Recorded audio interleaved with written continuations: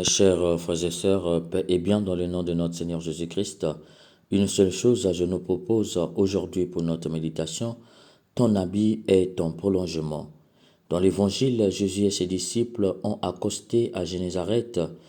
Ce détail est très important, car Saint Marc fait souvent l'économie des détails par rapport à Saint Luc. De ce fait, en nous livrant ce détail géographique, Saint Marc nous livre un détail à portée théologique. Quelle est l'importance de ce détail? Mes chers frères et sœurs, leur destination était Bethsaïde.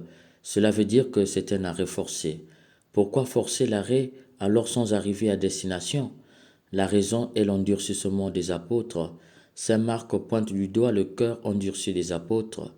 Saint Marc nous révèle ici que cet arrêt forcé a pour but un cheminement de foi supplémentaire pour les apôtres avant de continuer à Bethsaïde, le lieu de leur destination première. En effet, cet évangile vient après l'épisode de la multiplication des pains et la marche sur les eaux. Malgré ces deux signes, les apôtres demeurent incrédules. Ils manquent toujours de foi, c'est-à-dire qu'ils n'ont pas encore senti leur vie entièrement dans le Christ. Ils n'ont pas encore eu confiance entière en Jésus. Ils n'ont pas encore compris qu'il est le Messie à l'opposé du Messie attendu selon les conceptions juives. C'est pourquoi Jésus force l'arrêt pour agir davantage et révéler qu'il est vraiment le salut, le rédempteur du genre humain. De ce fait, dans la logique de Saint Marc, Jésus est celui qui prend ici l'initiative de guérir les malades, d'où il se laisse faire et répond à la demande de tous les malades. Laisse-nous toucher ta frange. Les malades ne demandent pas grand-chose, juste la frange. Saint Marc met l'accent ici sur ce qui est presque insignifiant. Cette frange représente ici le pain et le poisson.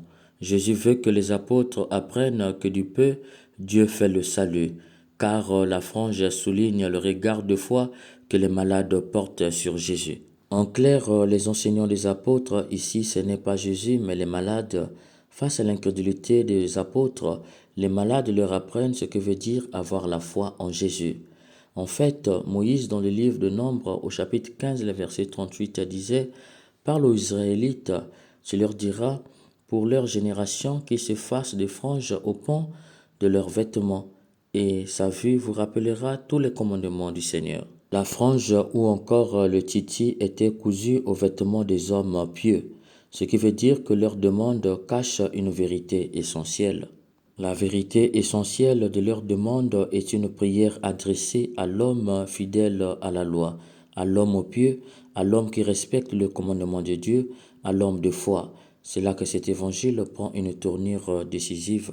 En effet, le peuple ne voyait pas en Jésus un Messie, ou mieux Dieu fait homme. Il le voyait comme un homme pieux, un homme de foi qui respecte le commandement de Dieu. Malgré cela, ils ont la foi en lui de façon aveugle. Ils ont confiance en lui entièrement.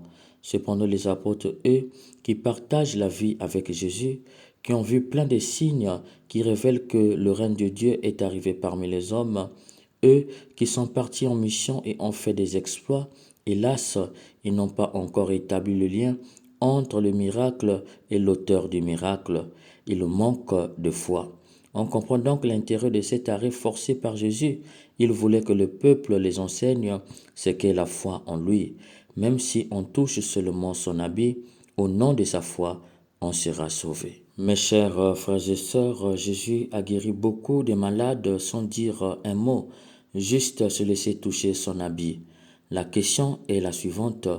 Pourquoi n'ont-ils pas voulu toucher son corps pieux, saint et immaculé?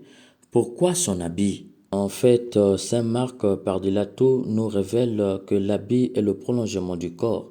Un proverbe latin dit Materiam verbis veniat vestire poesis. L'habit est le langage.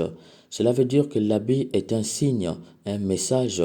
Les malades ont compris le message à travers l'habit de Jésus, même s'ils n'ont pas voulu approfondir pour voir le Messie devant eux.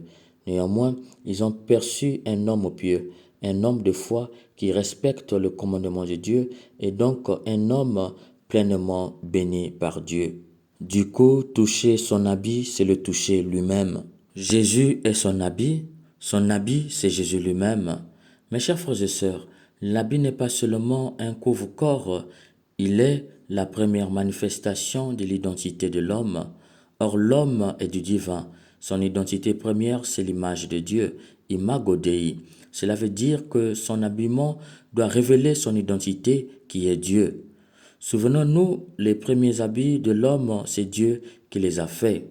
Au jardin, quand l'homme a péché, devenu nu, Dieu, avant de les renvoyer sur la terre, a sacrifié une vie pour lui faire un habit. Dieu a sacrifié un animal pour habiller l'homme dans le jardin d'Éden.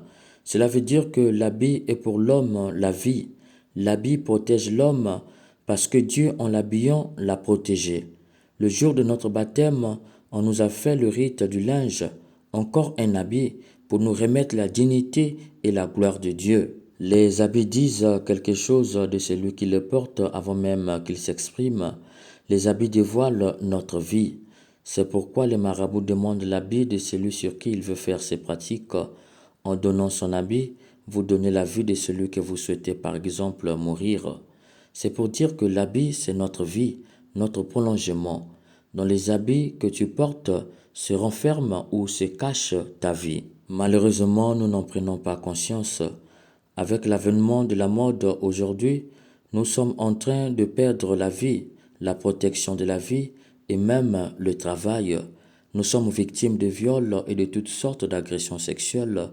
Ils ont touché que son habit et comme c'était le prolongement de Jésus, ils ont été guéris. Et toi, tu te promènes nu, dos dehors, ventre dehors, jupette, petit colon, où tout se voit, où se sait, et tu te plains quand tout va de mal en pis.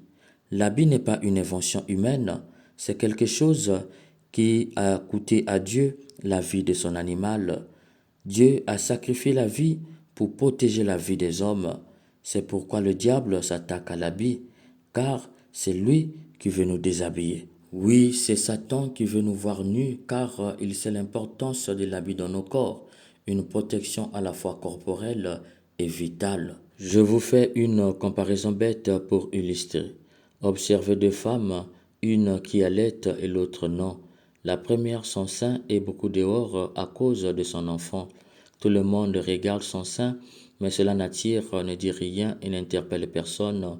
Mais la deuxième, qui n'allait pas, si elle sort son sein en public, cela interpelle, dit quelque chose et attire.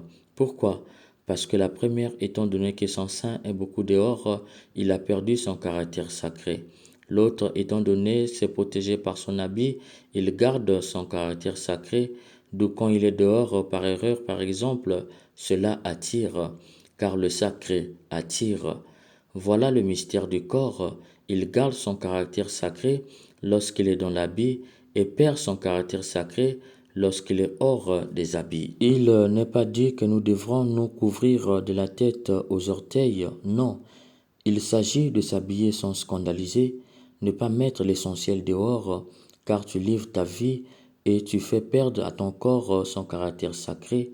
Du coup, tu es fragile aux forces contraires à Dieu. Que l'Esprit Saint nous fasse prendre conscience que l'habit non seulement nous protège, mais plus il permet à notre corps de garder son caractère sacré.